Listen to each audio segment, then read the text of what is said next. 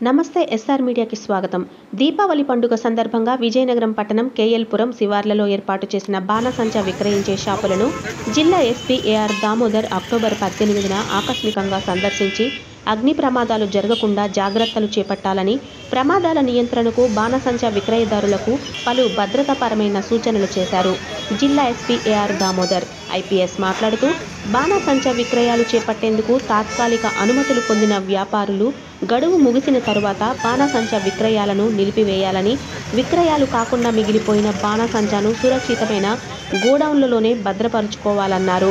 బాణసంచా విక్రయాలు చేపట్టే షాపుల మధ్య తప్పనిసరిగా 15 మీటర్ల నిర్దిష్ట దూరం ఉండాలన్నారు.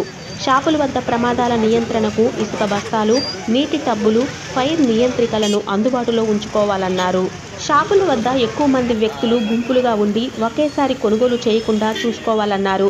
ప్రమాదాల నియంత్రణకు చేపట్టాల్సిన అన్ని ముందస్తు జాగ్రత్తలు తీసుకోవాలని, అగ్ని ప్రమాదాలు జరిగేందుకు ఆస్కారం ఉన్న వస్తువులు దగ్గరలో ఉండకుండా జాగ్రత్తలు తీసుకోవాలన్నారు. అగ్ని ప్రమాదాలు జరగకుండా తీసుకోవాల్సిన జాగ్రత్తలు, పాటించాల్సిన నిబంధనలు, హెచ్చరికలతో కూడిన బోర్డులను, ఫ్లెక్సీలను తాత్కాలిక షాపుల వద్ద ఏర్పాటు చేయాలన్నారు. మనుష్యులు ప్రయాణించే వాహనాల్లో బాణసంచాను రవాణా చేయకుండా జాగ్రత్తలు తీసుకోవాలన్నారు. వాహనాల రాకపోకలకు ఎటువంటి విఘాతం కలగకుండా ట్రాఫిక్ రెగ్యులేషన్ను చేపట్టాలని ట్రాఫిక్ సీఐను జిల్లా ఎస్పీ ఏఆర్ దామోదర్ ఆదేశించారు.